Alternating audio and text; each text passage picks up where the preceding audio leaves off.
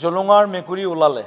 যোৱা 2-3 মাহ ধৰি মাননীয় মুখ্যমন্ত্ৰী ডাঙৰীয়াই অসমৰ পৰা নিৰ্বাচিত হোৱা বৰ্তমান কংগ্ৰেছ দলৰ অসমৰ সভাপতি হিচাপে নিযুক্তি লাভ কৰা গৌৰৱ গগৈ ডাঙৰীয়াৰ সন্দৰ্ভত যিবিলাক অভিযোগ উত্থাপন কৰিছিল, আজি সেই সকলো অভিযোগ সত্যৰ আধাৰত প্ৰতিষ্ঠিত হোৱা বুলি আজি আমি ডাঠি ক'ব পৰা হ'লোঁ। তথাপিও গৌৰৱ গগৈ ডাঙৰীয়াই 3 ভাগৰ 1 ভাগে সত্য কথা কৈছে। এতিয়াও আচল 2 ভাগ বাকী আছে। পাকিস্তানত গৈছে, পৰিবাৰ পাকিস্তানত চাকৰি কৰিছে, পাকিস্তানৰ পৰা দৰমহা লৈছে। এইবিলাক কথাইতো মাননীয় মুখ্যমন্ত্ৰী ডাঙৰীয়াই কৈ আছিলে। চিধা প্ৰশ্নৰ উত্তৰ নিদি আজি সভাপতি হিচাপে দায়িত্ব লোৱাৰ পিছত মুখ্যমন্ত্ৰী ডাঙৰীয়াৰ তেখেতৰ সন্দৰ্ভত যিবিলাক তথ্য লুকুৱাই ৰাখিছিল, যিবিলাক তেওঁ স্বীকাৰ কৰা নাছিল, আজি প্ৰেছ মিটত সিও অসমত নহয় নতুন দিল্লীত প্ৰেছ মিটত তাৰ কিছু অংশ আজি স্বীকাৰ কৰিছে। আমি আচৰিত হৈছোঁ যে গৌৰৱ গগৈ ডাঙৰীয়াই পাকিস্তানত গৈ কিমান দিন থাকিল, কি কৰিলে, কাক লগ ধৰিলে, কোন কোন তেওঁৰ লগত গ'ল, কোনফালেদি গ'ল ইত্যাদি যিবিলাক কথা, সেই কথাবিলাক কিন্তু আজি কুপতি ৰাজহুৱা কৰিবৰ সাহস গোটাব পৰা নাই। মই আহ্বান জনাইছোঁ গৌৰৱ গগৈ ডাঙৰীয়াই তেখেতৰ সঁচা কথাখিনি অসমত আহি অসমৰ ৰাইজক অৱগত কৰাওক। পাকিস্তানৰ প্ৰতি কংগ্ৰেছ দলৰ নেতা নেত্ৰীৰ মৰম, পাকিস্তানৰ প্ৰতি দৰদ নতুন কথা নহয়। কংগ্ৰেছৰ সেই সময়ৰ তদানীন্তন প্ৰধানমন্ত্ৰীৰ পৰা আৰম্ভ কৰি কংগ্ৰেছৰ বহু নেতাই সুযোগ আৰু সুবিধা পালে ভাৰতৰ স্থিতিৰ বিৰুদ্ধে গৈ পাকিস্তানৰ নীতিক সমৰ্থন কৰাৰ অসংখ্য উদাহৰণ আমাৰ হাতত মজুদ আছে। আৰু গৌৰৱ গগৈ ডাঙৰীয়াৰ বিৰুদ্ধে যেতিয়া অভিযোগ আহিছিল, তেতিয়া কংগ্ৰেছ দলৰ সকলো নেতাই এই অভিযোগক খণ্ডন কৰিছিল। কংগ্ৰেছ দলৰ কোনো নেতাই বংশবাদৰ ৰাজনীতিৰ যি তেওঁলোকৰ পৰম্পৰা, সেই পৰম্পৰাৰ বিৰুদ্ধে থিয় হোৱাৰ সাহস গোটাব পৰা নাই।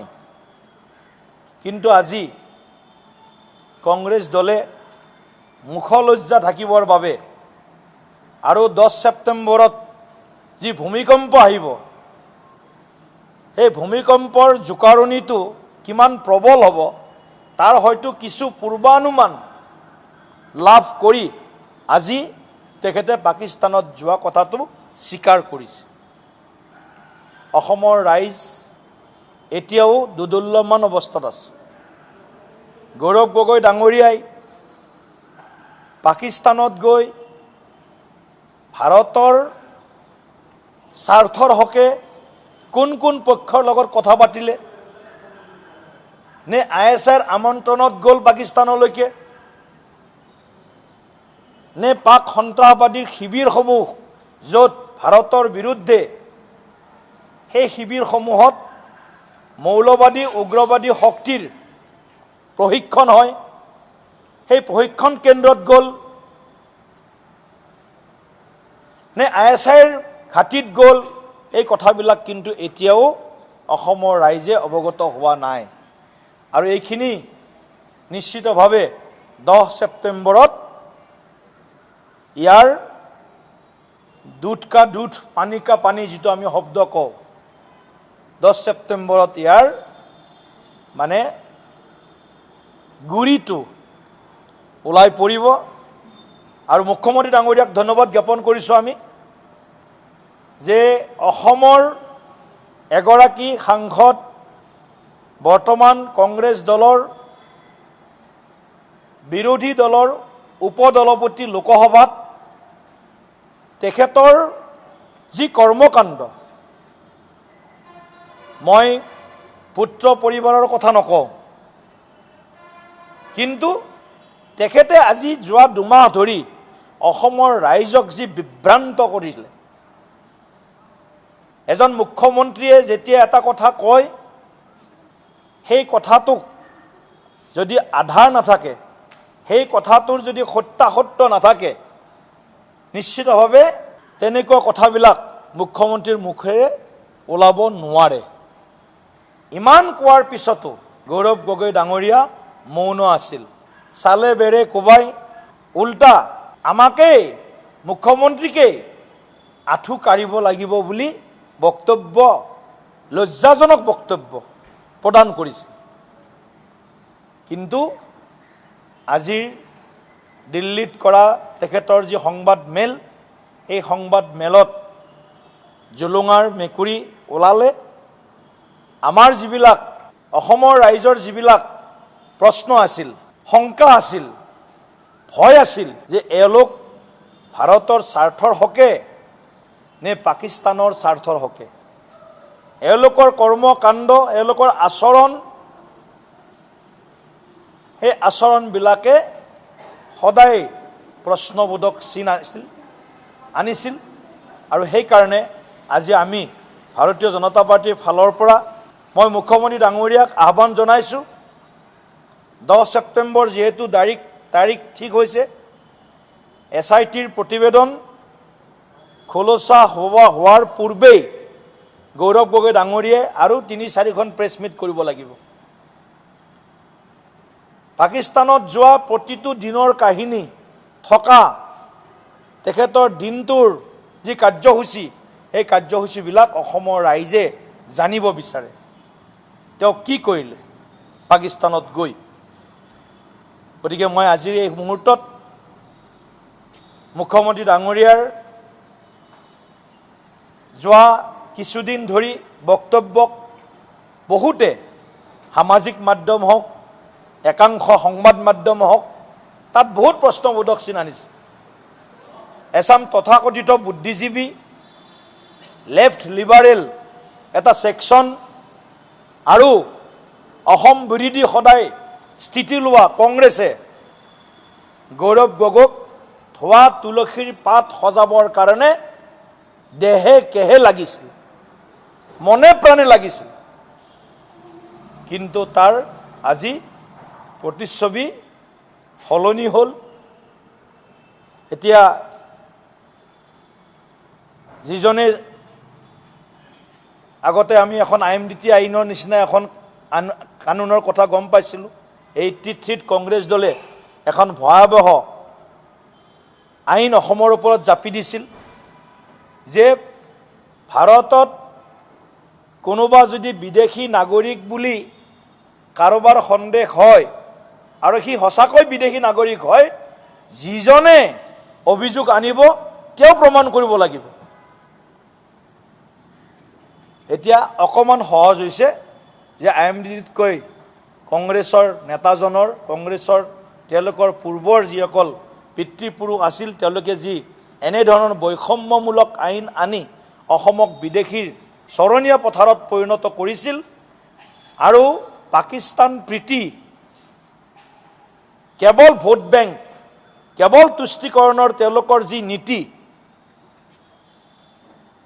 সেই ভোট বেংক তুষ্টিকৰণৰ নীতিক তেওঁলোকে বাৰে বাৰে নিৰ্লজ্জভাৱে তেওঁলোকে সমৰ্থন কৰা দেখিবলৈ পাইছিল।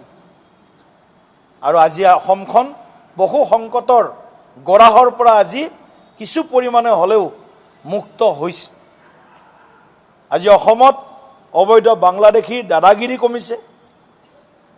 অবৈধ বাংলাদেশীয়ে আমাৰ ভেটি মাটি, আমাৰ বজাৰ, আমাৰ অৰ্থনীতি সকলোবিলাক দখল কৰিবৰ কাৰণে যি ধৰণে তেওঁলোকে সাহস পাইছিল, সেই সাহসৰ মূলত আছিল গৌৰৱ গগৈ ডাঙৰীয়াহঁতৰ দৰে কংগ্ৰেছ চলোৱা নেতাসকলৰ ভয়ংকৰ অসম বিৰোধী ষড়যন্ত্ৰ।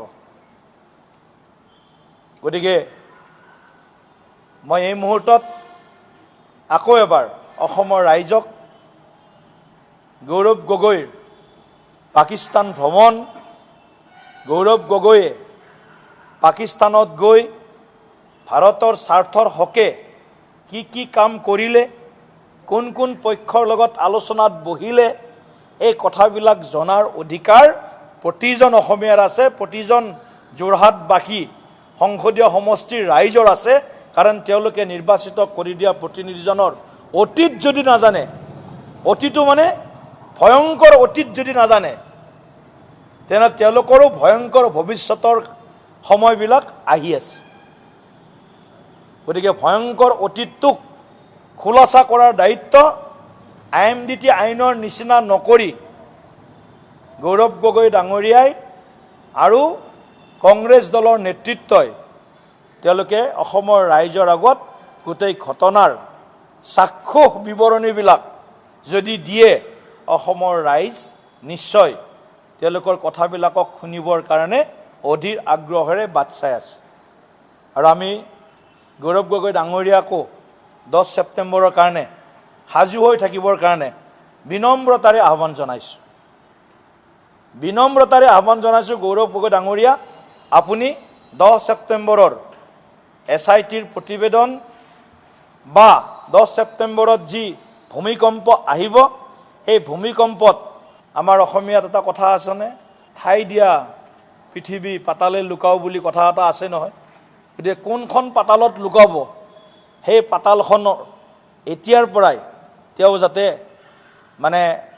বাছি থৈ দিয়ে। কিন্তু যোনখন পাতালতে নাথাকক, ভাৰত বিৰোধী পাকিস্তান প্ৰেমীসকলক যোনখন পাতালতে নাথাকক, সেইখন পাতালৰ পৰা বিচাৰি আনি উলিওৱাৰ দায়িত্ব ভাৰত চৰকাৰৰ আৰু এই ক্ষেত্ৰত অসম চৰকাৰৰ মাননীয় মুখ্যমন্ত্ৰী, আমি ভাৰতপ্ৰেমী ৰাইজ সদায় দুয়োখন চৰকাৰৰ লগত আছোঁ।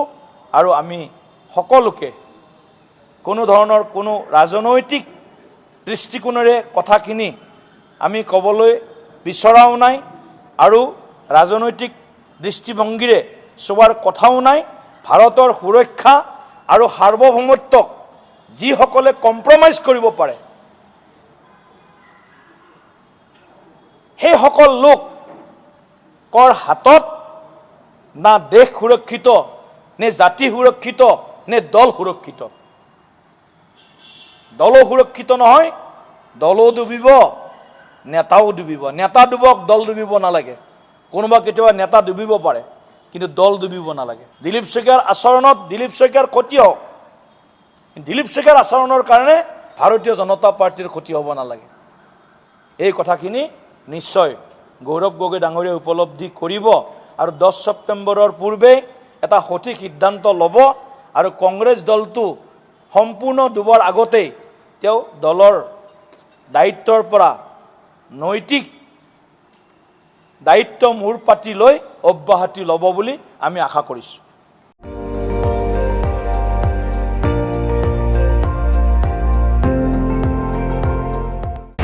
আপুনি চাই আছে ND24, সৰ্বশ্ৰেষ্ঠ নহয় সৰ্বোত্তমৰ দৌৰ।